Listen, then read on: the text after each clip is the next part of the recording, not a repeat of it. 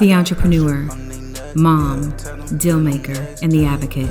These are all exterior titles, but who am I when I peel the layers back? Unlayered with Chandra Cologne. Hi, welcome to episode 3 of Unlayered. I'm Chandra Cologne. I am your hostess with the mostest, and my guest today is my dear friend Priscilla Porchia. Yes, perspective. Yes, so Priscilla owns a fitness business. It's called Perspective, as she just mentioned, and we're going to be talking about her journey into fitness and with a focus on yoga. So today we're actually in a yoga studio. What's the name of the studio? Arlington Hot Yoga and Wellness. And you're an instructor here?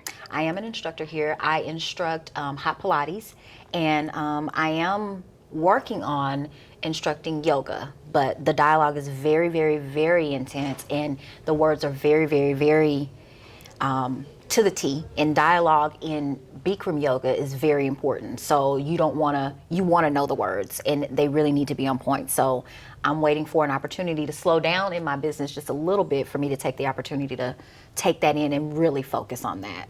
But I'm enjoying my practice more so than anything. Okay, okay. So just a few things. This episode is a little bit different than the 2 that I've done already. So I want to just kind of put out a trigger warning, because today we're going to be talking about divorce. We're going to be talking about death. And if that's too fresh for you, today's episode might not be for you, or it might be the perfect timing. So the whole purpose of starting this podcast was for 2 reasons. 1, to have fun, and number 2, for personal development, and just in hopes that something that you hear, that we share regarding our life, our entrepreneurship journey, which also encompasses life. It's all together. Everything is spiritual. We can't separate business from personal. It's a nice thought, but it's not real. And so we're going to be talking about life today and entrepreneurship and our journey. So I met Priscilla. I did the math. Are you ready for this? I'm ready. Oh my God, I was wondering. 15 years ago, Adrian was in kindergarten. I had just moved to the Collin County area and accepted a position with a commercial real estate company, and Priscilla was there in the accounting space. I was there in the assistant admin side. She was on the accounting side. And it's just one of those things, like, you meet somebody and it's instant. There's that instant connection. That's how we were. Also, we were in a tight, small space where typically Black and brown people are not. If you're familiar with commercial real estate at all, even from the property management standpoint, you just don't see too many minorities in the space. No. I'm talking maybe less than 10%. So we already kind of stuck out like a sore thumb, and then we're in the same office together, which is even more just unusual, because it's more like every once in a blue moon are you going to see one person in a commercial real estate office, right? So there we were together, and small office, so we're close. Yeah. And you and I just clicked immediately. And so these are back in our corporate days before we moved into full-time entrepreneurship. And I'll say this, at the time, Ashlyn was how old? So if Adrian was 5, Ashlyn was like maybe 6, 7. Okay. And I feel like what we were doing was we were doing the responsible thing. We were. Like we had to do. We had to have a job to take. And we talked about that a lot. Yeah. Why are we here? Because we got to take care of these kids. Right. How are they going to eat? Right.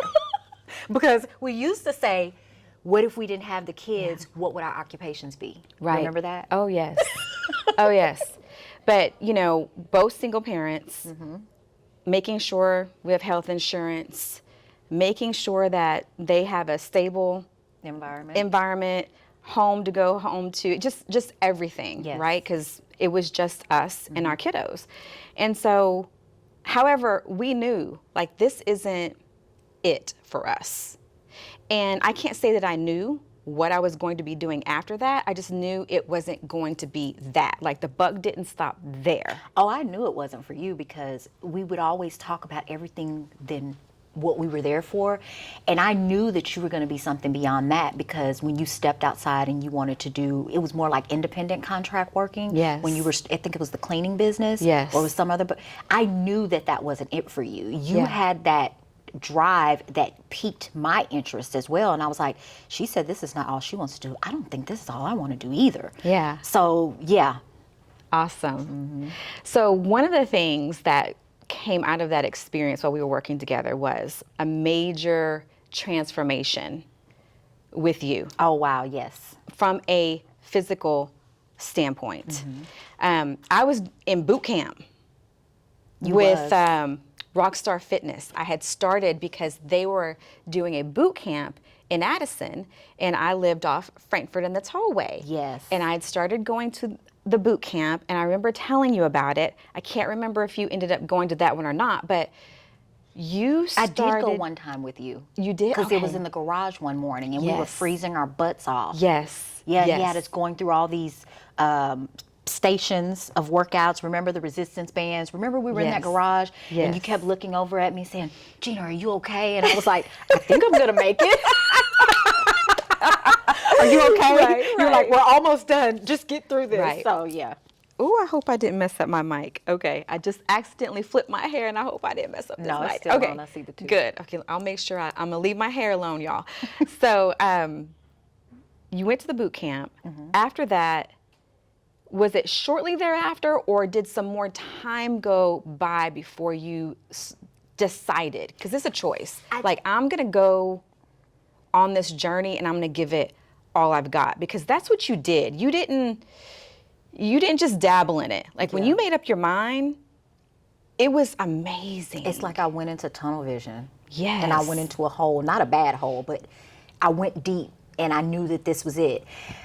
It was short. It was a little bit past that before I decided.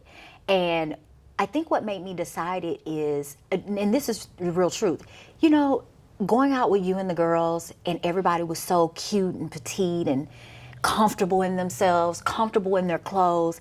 And I'm not even gonna lie, you pushed me to get out more, to be more social, and to do the girly thing, like get dressed up, like what are we wearing tonight? Or are you gonna, we're wearing our white jeans, or let's all wear red shirts. And, I mean, there was always we had something. themed nights. Oh my gosh, we did. So that alone made me take a look at, what am I wearing? And can I wear this? Or I don't really feel, and this is a real true story. Sometimes I didn't feel comfortable in a lot of the things that we would put together, because I didn't think I looked good. I didn't feel confident. Y'all were confident, and y'all beautiful, and it was something missing with me. And I felt that.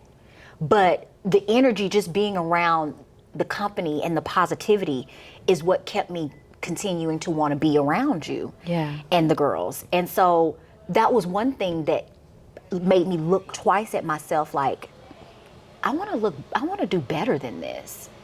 This doesn't feel comfortable. What are you going to do about it? Well, I hope you always felt accepted. Oh, I most definitely felt accepted. Okay. And I felt even more accepted, because when I was doubting myself, and when I didn't feel pretty, or if I didn't feel like I was enough, y'all turned it around. Y'all were like, oh no, girl, oh, that's beautiful, that's cute. It made me feel comfortable at that Good, point. So good. that's another thing, who you surround yourself with, where are you Yes. getting these positive affirmations from?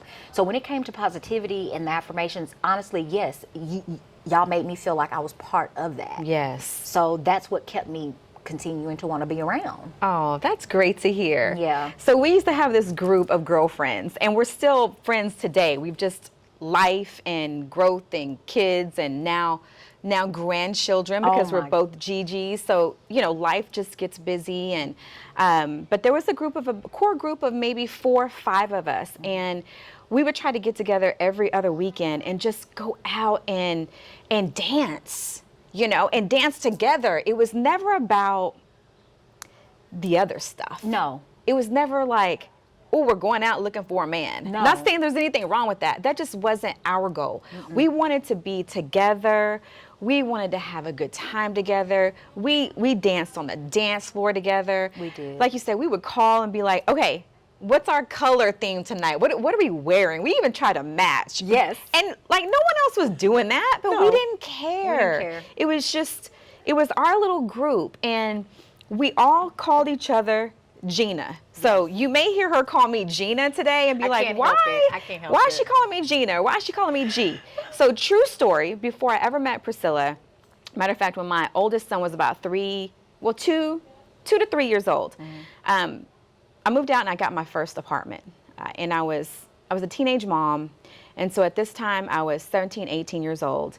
And all I had to my name was my bedroom suit that I brought from my mom's home and a small TV that sat on the dresser in my bedroom. Wow. No living room furniture, no pots and pans, like nothing. And some months later, one of my best friends named Delilah actually came and sort of became my roommate. And we didn't have cable, but we had our TV. And the only channel that came in really well with a show we really liked Was Martin. was Martin.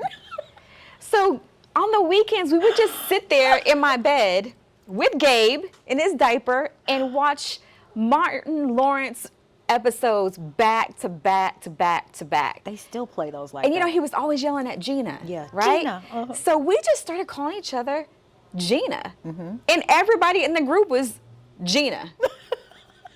And to this day, I swear, I think some of my girlfriends, kids, think my name is Gina. They don't even, like, Delilah's daughters know me by Gina. They don't even know me by Chandra. That's crazy. And I wanted, like, when we're chatting or if I say something online, Yeah. it's so hard for me. I don't know.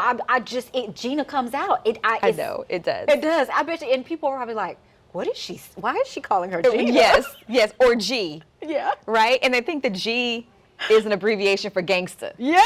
Which it could be, because there's some of that in both of us, Yes, right? most That's the definitely. other part that we're going to get Oh, to. yeah. But it really derived from us calling one another Gina. Yeah. So how many years have you been focused, dedicated in the fitness space? And when did you decide, I'm going to make this a business? Whew. Well, 10 years ago, I think I just broke my 10-year mark, and I just woke up and realized, how long have I been doing this? And I got to counting. 10 years since 2012. Wow. And it started out, I was influenced by Jana Britton. I think you follow Yes. Jana Britton. Yes. Jana Britton and I met through the most craziest, awkward situation.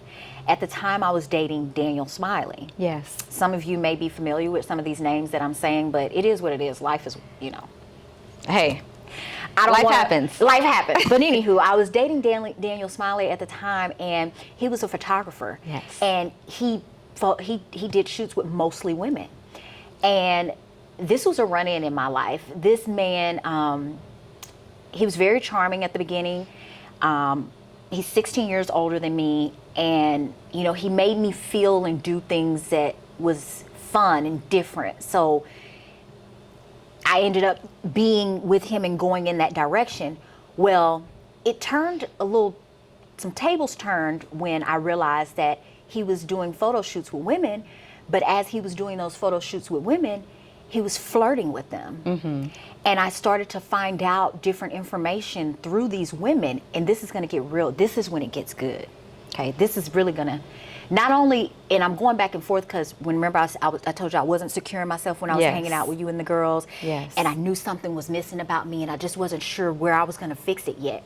This is where it comes. Okay. So Daniel Smiley was flirting with these women, and I didn't know I thought that it was okay. Like, he made me see it in the eye, like, this is my job. This is what I do to make these women feel a certain kind of way when they're taking photos. Right. So me being naive in my 20s, thinking, yeah, that probably is okay. Yeah. Because I didn't know any better. Right.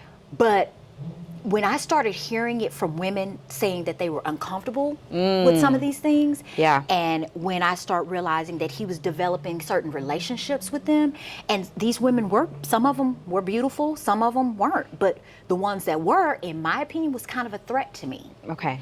And it made me feel even more insecure. Right. And so I was his model for a lot of his photos. Yes. You know, so a lot of his stuff that he would do to get these women to come in.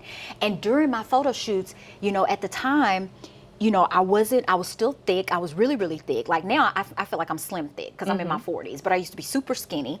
But then again, I was chunky. I wish I had the picture. I should have just brought it so I can show, but we can always show that later. But we'll add it. He would take these photos of me and he would do all this airbrushing to me, and I would see myself on camera looking a certain kind of way thinking, I look like that, but I don't look like that. Yeah. You know what I'm saying? Wait, so Jana Britton, when he was photoing Jana Britton was, body was banging. Right. So that was really overwhelming for me. Sure. Because I don't know what kind of relationship, what he's doing, you know, is he trying to date her? Is he trying to, you know, behind my back? Come to find out, that was what was going on. And I happened to see these messages going back and forth with him flirting and trying to do more with her through his personal cell phone. So that was an aha moment for me. Wow. And the aha moment was thinking, I'm good enough, but I want to be better. Okay. She became a threat, but she also, this is kind of a really weird twist. She became a threat to me, but she made me open my eyes to say, you know, you can have that too. You can have that attention too. You can have better than that, and you can have even more than that. You can have that problem too. So what are you going to do about it to fix yourself? And she ended up, one time I went to a photo shoot with him because he said, I confronted him about the things that he was doing, flirting with her. Like, I'm thinking, is there something going on between you? So to prove me wrong, he invites me to a photo shoot with her. She had another fitness photo shoot. Okay. Because she was into fitness. She looked amazing. Yes. So I went with her, and she was a doll. She was super sweet to me. Hi, I've heard so much about you. Right. You know, kind of threw me off a little bit. Like, but yeah, you're flirting with my man, you know. Right. Something's not right here. But she's, oh, I've heard so much about you. Oh my God, you're so pretty. I've seen your weight loss. Because at the time, I was losing weight. Yes. And I was going through a weight loss, but it hadn't got that deep yet. Right. So after her and I befriended each other, she said, hey, I'm going to do a run. You know, one of those March runs. I think it was a... like a St. Patrick's Day run. We're right around the corner. Right around the corner now. So funny. And she was going to do a St. Patrick's Day run. And she was like, would you like to meet me at the Whole Foods? Because I think that's where it started uptown. Okay. I said, sure, I'll meet you. Her and I sat down. She said, hey, I really want to meet up a little bit before so we can kind of have some coffee and talk. Okay. I'm like, oh, absolutely. I'd love to do that. So Did you get that? I got that feeling like, I think she's about to tell me something I don't want to hear. Right.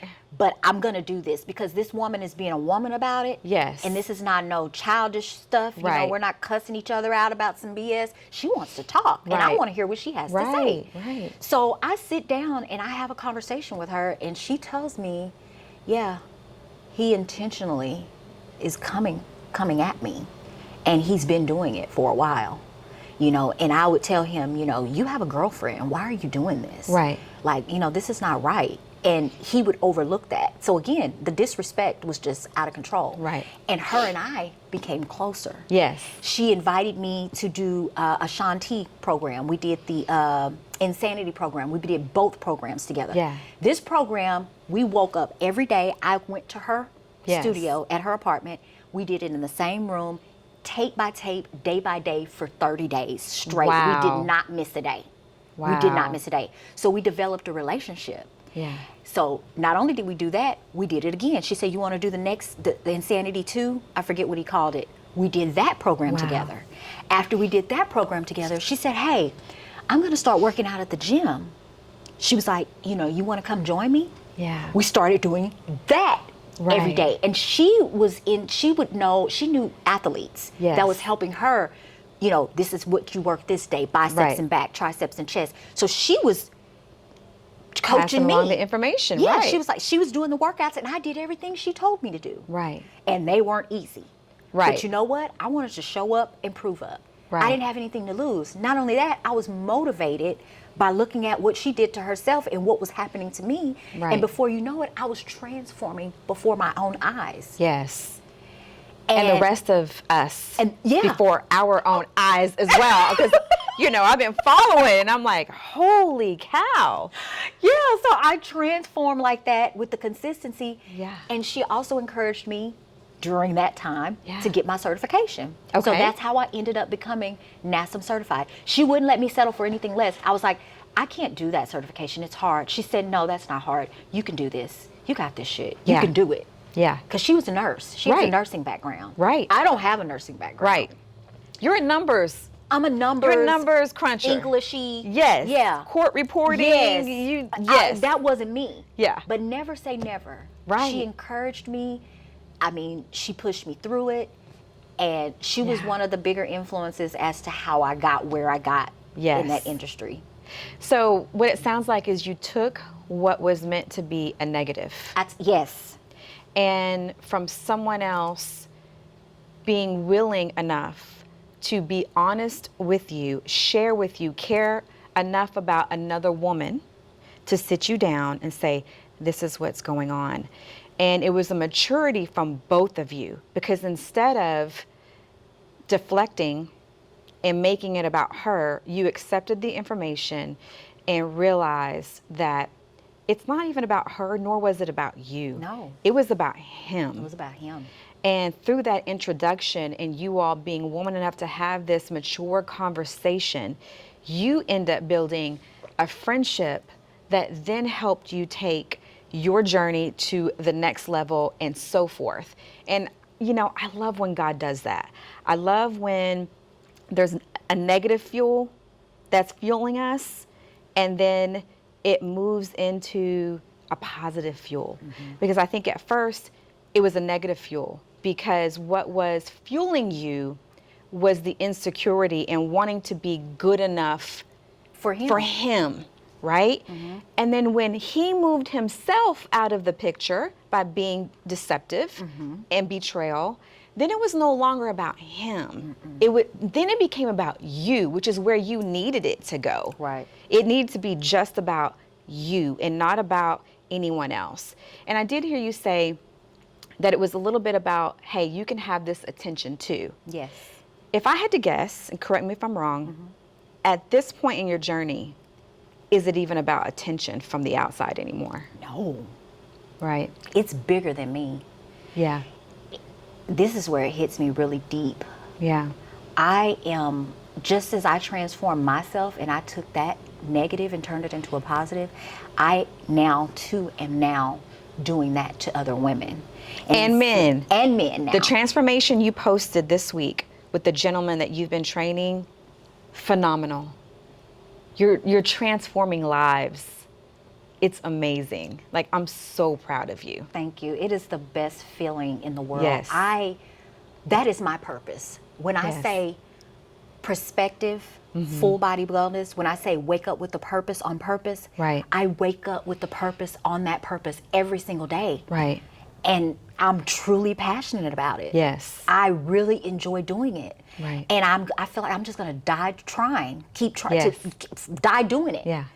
And something's not right if I'm not doing it. Yes. And when I knew, you know how they say, or it still is, a lot of people are walking around here, and that's another thing that really touched me about you and the journey that you're doing right now.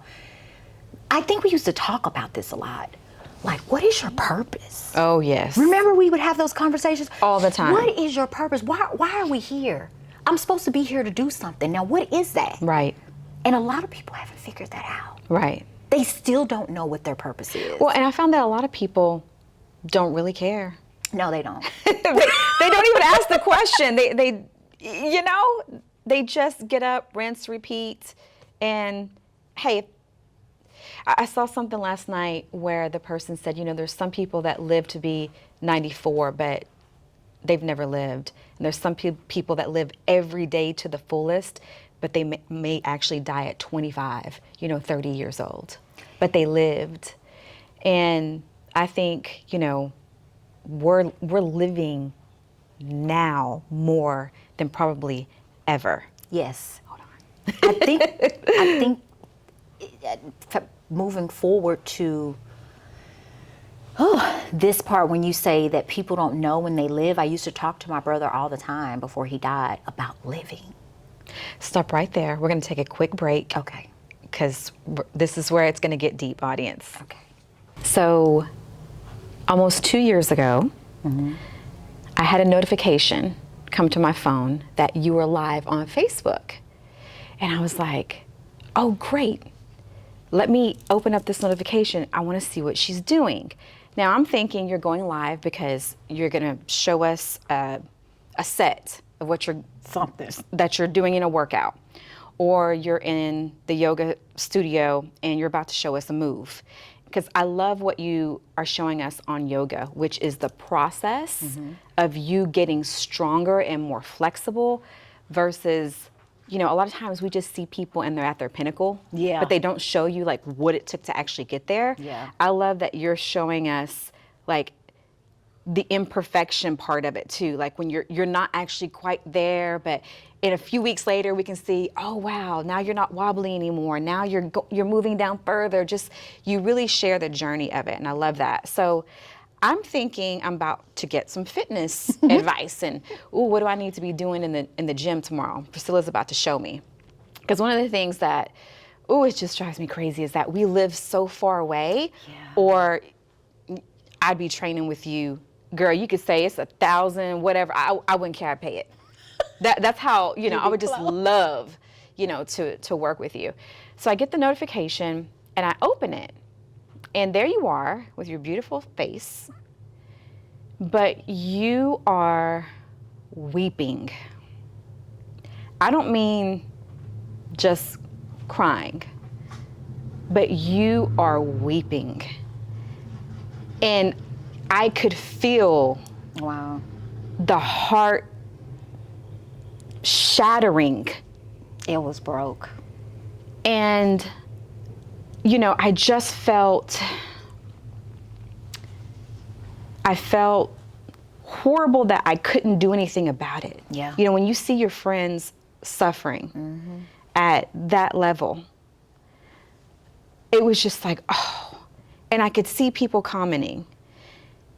But I almost didn't want to comment because sometimes words, it's not enough to express how you're really feeling for somebody in that moment. And I was just falling apart with you.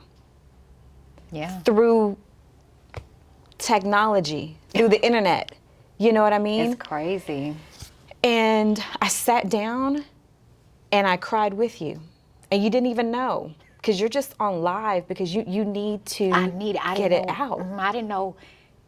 The funny part is, I was like, you know what? I always go live when everything's good. Yeah. But whoever, I said, today I needed the energy from the people that I knew that loved me. And I just didn't know what else to do. Right. Yeah. I'm sure I'm not the only one that stopped in their tracks and sat down and prayed for you, held space, grieved with you, because I felt like even though I wasn't there with you, like I was there with you. My heart was broken. So what you found out that day was that your brother had been in a horrific car accident and had passed away. Yeah. And how old was he? 39. Okay. And is this your only brother? Do you have more siblings? I have 2 other brothers. Okay. But him and I grew up like peas in a pod. Yeah. We were like super close. Yeah. We were so close that our moms dressed us for 4th of July. He had blue pants, I had red ones. But we had the same outfit from Walmart, I mean, we were just that close. We fought like cats and dogs. Like, we were just super close. And he was like my twin. Yeah. Like that's that bond we shared. Yes. So that was terrifying for me. And it still is. Like, sometimes I still can't believe that he's really not here. Yeah. It's, you know how when you grow up with somebody, you know, you're with them for side by side for the rest of your life, and all of a sudden it's like they're missing, and you thought, I would never think in a million years, like, I guess it hurts me too so bad because I was thinking, I wanted to see him grow old. Right. I wanted to see what he was going to be doing in his 60s, like, so we can call each other and laugh and say, can't do that no more, can you? Right. I wanted to do that. And when I think about not being able to share those moments with him, it tears me apart. Right. Because we just think our family is always going to be there. That's the part. That's why you don't take your family for granted. Yeah. Because you don't know when the last time you're going to share anything with them. Because this was an accident. He was driving home from work. He was driving home from work, and he must have been trying to do something in the car, get something. I don't know what distracted him. We'll never know because he didn't run into anybody. Yeah. And he didn't have on his seatbelt. He was on his way home from work. He worked graveyard. Okay. So he was on his way home from work, and these are on the roads in Arkansas. So these are the country roads with the curves. Right. The skinny roads, the two-way. And whatever he was doing, God, we still don't know. His car ran off the road, and it hit a tree, and his body ejected out and was dismantled, and we lost him. I think that if he would have had on his seatbelt, he would probably still be here. He may be paralyzed, but he would probably still be here. Who knows? But it was his time, and he that was it. Yeah.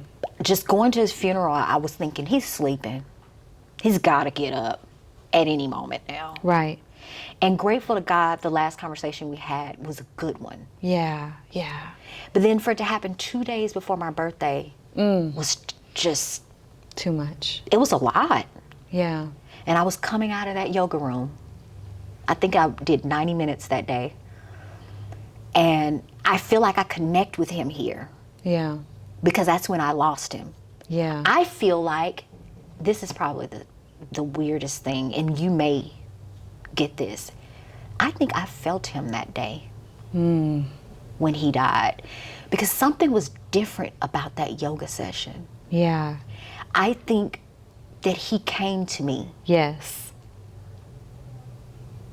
Because I feel like he did something. When you're in yoga, just to describe the Bikram practice, the room is 105 degrees at about 40 to 60% humidity. The sweat is pouring. Yes. You're concentrating on the dialogue, and you're facing yourself. That's why you have all those mirrors. You're facing you, all that you are, whatever that is for that day. Right. And everything else is out there, wherever you left it. But it's you, and that's it.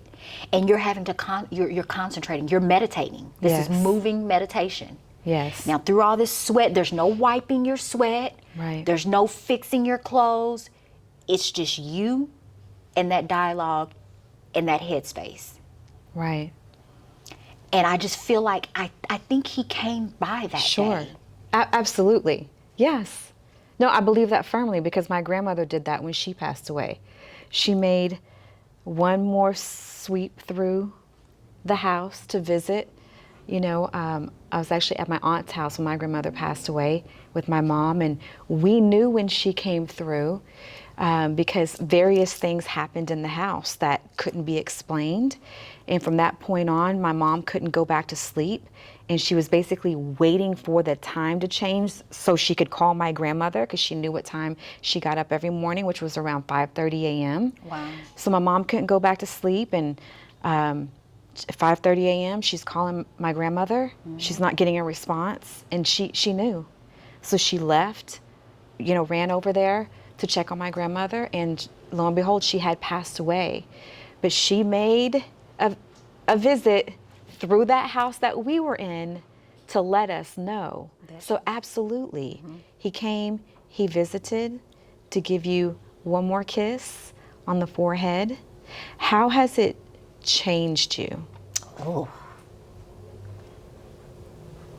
I don't take anything for granted. I do everything I want to do. Yeah.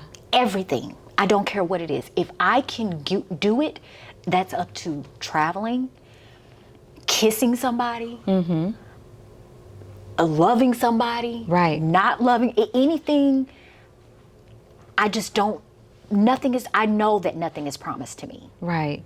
So anything that I want to do, it comes even down to new clothes. Right. You know how when you buy new clothes and new shoes and you're like, I'm going to save that because I'm going to wear that for this day. Oh, yes. I don't do that anymore. You don't save it anymore. I don't save anything anymore. Right. Right. He has me in the mindset to where I'm living for me and him now. Yeah. Because whatever he didn't get to live out, Yeah. I'm doing it for him too. Right. I'm doing it for me and him. And that's how Perspective came about, because Perspective's name didn't come until after him, really. Really? I Yeah. didn't know that. Because it made me realize that I have a perspective on life, and nobody else's perspective matters but mine. Yes. And they need to hear it from my perspective, so Right. that's why it's Prisspective. Right. And however that may be, because I always have my hands in more than one thing. Right. I could be a deep person. I'm always saying a quote or trying to help somebody understand. Especially my thing lately has been, your limits are self-imposed. Don't let no one or nothing get in your way. And I'm always trying to uplift and have everybody pull from whatever they have left. Right. Right. Because that them. changes. Because day that to day. changes. Yes. So he has changed my life in that way. Like, Yeah. I don't take anything for granted. I love harder than I've ever loved before. Which takes a lot of courage, by the way. I recently made, and this is, I'll bring this up. Okay. People, stop worrying about what other people think about you in your life. I'm dating, I just divorced. I posted this guy on my Facebook. People went berserko, right? Right. And they're probably thinking, and people, they hoard your life, and they make wishes on your life too. So Sure. you have to be careful what you say and what you post. But at the same time, don't worry about what other people think. Because that guy that I just posted, Yes. we're no longer dating. Yeah. He broke up with me Yeah. because I guess I wasn't moving as fast as he wanted me to move. And those things happen. That's called dating. Yeah. That's part of dating. Keep dating. You got to keep going. You just have to keep. Exactly. Exactly. So I'm okay with that. That's the thing. Exactly. At first I was like, you posted him on your social media. And then I went to myself, girl, so Who what? cares? Hey, we tried it and it didn't work. Yeah. It's life. It's life. Move forward. And I always say this too, there's no one size fits all. Like, people want to try to impose their beliefs, their ways on you, on how you should do it, how you should do life, right? And I'm in that same space. I don't care anymore, because this is my journey. It's not going to match yours, and that should be okay. Like, we have to stop with the judgment. Oh. There's so much judgment. Well, why is he doing this? Well, why is she doing that? And why can't this person why can't, that's more of a reflection of what they're dealing with and their judgments. And a lot of times the people that are judging you for your lifestyle wish they had your lifestyle. That part. And they're angry that they're not doing it the way that you're doing it, which is typically in a space of freedom. And that's exactly Right? where Like, I'm when at. you're free of judgments, free of what outside validation, when you don't need those things anymore, you just get to show up now as exactly who you are, without the limitations and the invisible, bonds and restraints and all of that. Yes. When you take the handcuffs off yourself, get ready. People are going to have something to say. All the time. But when you have these transformational moments, like for you, it's been 2 major losses, because you've also gone through a divorce. And I want to say this, I read a book that's been transformational for me called The Body Keeps the Score. And one of the things about this book, it was written I want to say 15 years ago, but it's back as a #1 bestseller. It's reminds me of the Bible. The Bible goes in this cycle of being a #1 bestseller again and again, depending on what's going on in the world, right? And so this book, same thing. It's it just doesn't die. because it's so powerful. And one of the things I learned in this book when I was dealing with my own trauma is that your body does keep score of everything that you're going through. Wow. And it settles in your organs. And for me, mine actually settled in my nervous system, which is one of the hardest things to try to heal, because it's not an organ. It's in your infrastructure, if you will. So you can heal the liver, you can heal the heart, you can heal a lot of things, and you can get an operation on your heart if your arteries are clogged. You can take out the spleen. There are all types of ways, right, and methods. The nervous system is a whole different type of treatment. Wow. So that's where my trauma lived. And one of the things that this author talks about and has studied at great lengths, and he's a doctor, is the studies on women with trauma who use yoga as a healing modality for the body. They have seen great results in healing of the body and of the nervous system. Why? You see my hands, right? Because you're connecting with your breath. Yes. You are connecting with your body. Yes. You're getting out of here and you're going here. And you are able to actually move trauma out of the body. Yes. So what I want to ask you is, where does the grief live in your body regarding your brother? It's in my heart. Yeah. You feel like it broke, like there's a crack there now? Now that you make mention of that, it's so hard. Like when he died, my hair was always, you remember I was always a blonde? Yes. Right? When he died, I went fire red. Remember when I did that? Yes. That was me screaming. Yeah. Because I was mad. Yes. I am still mad. And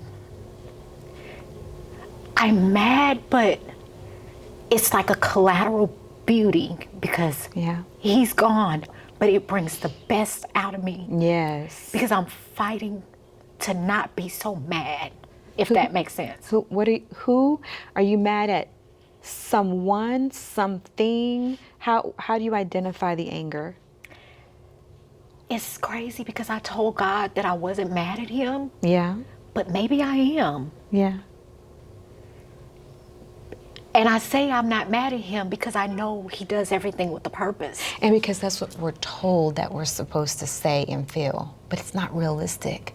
Like, it's okay to question God and ask why, and tell God that I'm angry because my loved one, my brother, is gone. I was mad. Yeah. And I was mad like for a long time. Yeah. So mad. I drank every day. Okay.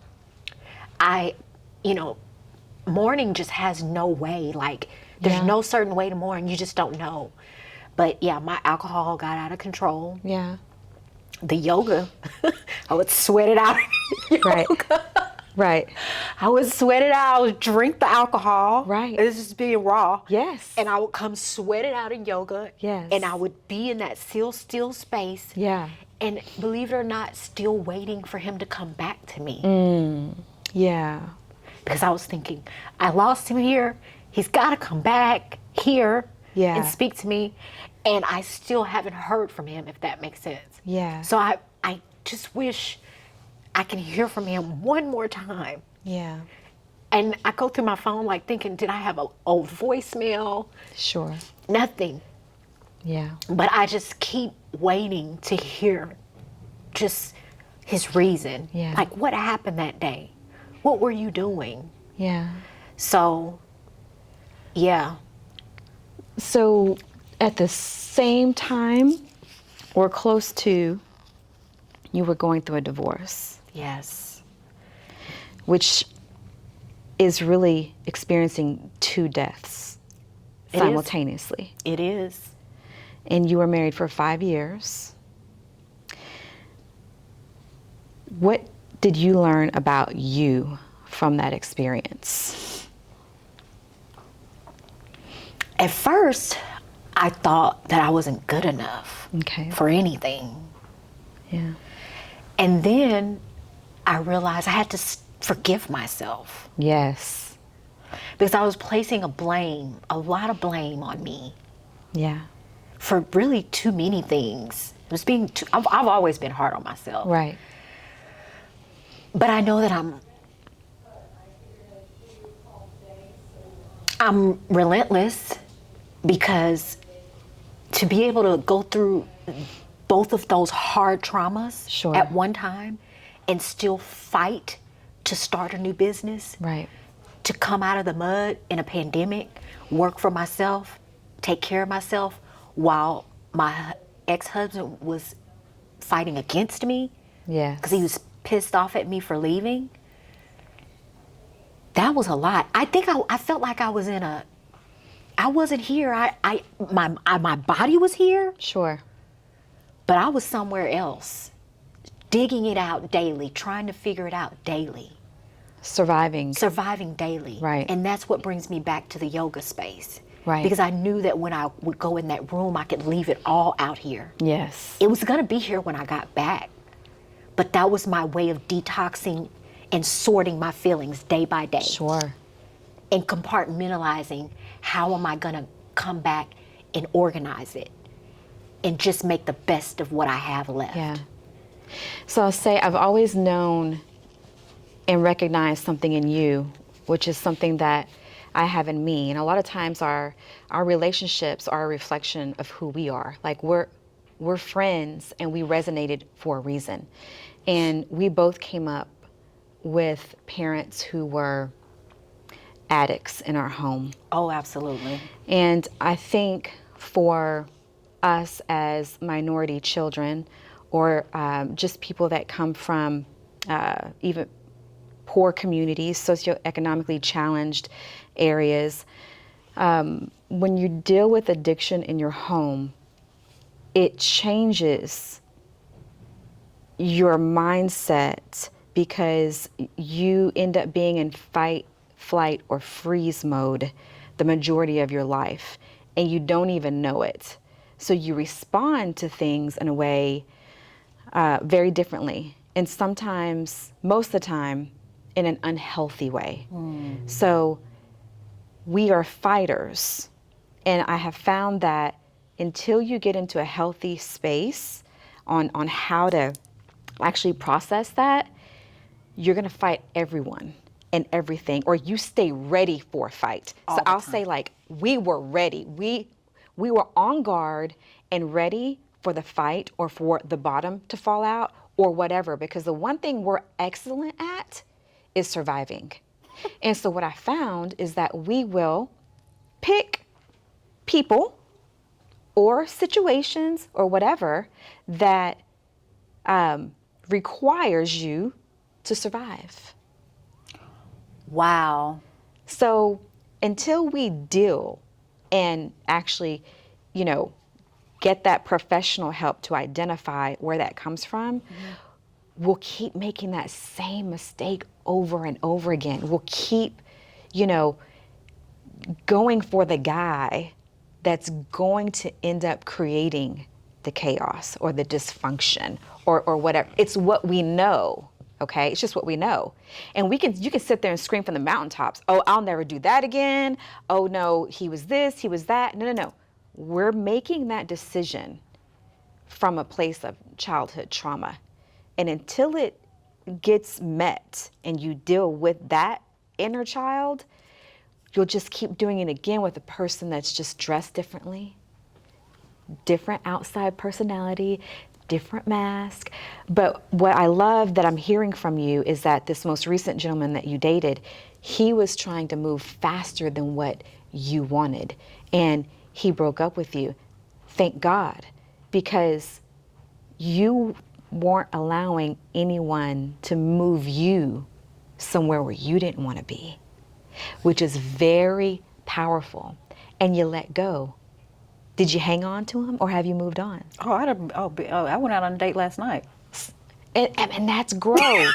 But that's growth. That's growth. That's accepting, like, okay, Yes. it ended, and it wasn't meant to be, and that's okay. And I'm not wallowing in it anymore because of rejection. It's gone. Because I'm sure 20 years ago, 10, 15 years ago, that rejection, what could have felt like rejection would have had you chasing him. Yeah, I would have been trying to fix it. Trying to get him back. Oh, no, Ain't nothing to and fix. deny. But when you get healthy, you don't betray yourself anymore. Because it's not what you wanted. No. And it doesn't mean he's a bad guy. No. And that's what I tell people. It doesn't mean that the people that come and go in your life they left because they were bad. No, they're just, you're better off as friends or whatever it may be. Which takes me to my last question. Do I have time, producer, for one last question? Do you believe in soulmates? Yes, Okay. I do. Do you believe that we have one? Do you believe that we have many? I think I'm going to ask all my guests this question. I think we have more than one, but it's I do up to too. the one that you choose to be with. Yes, and I think that soulmates are anyone that comes into your life to reveal something about you. Yes. So a lot of times we think soulmate, Yeah. is the perfect person. It's, No. it's the end goal. Right. Like, I've met my soulmate. This is it. I've had some soulmates. But you know what they showed me about me? What? Girl, you got some issues.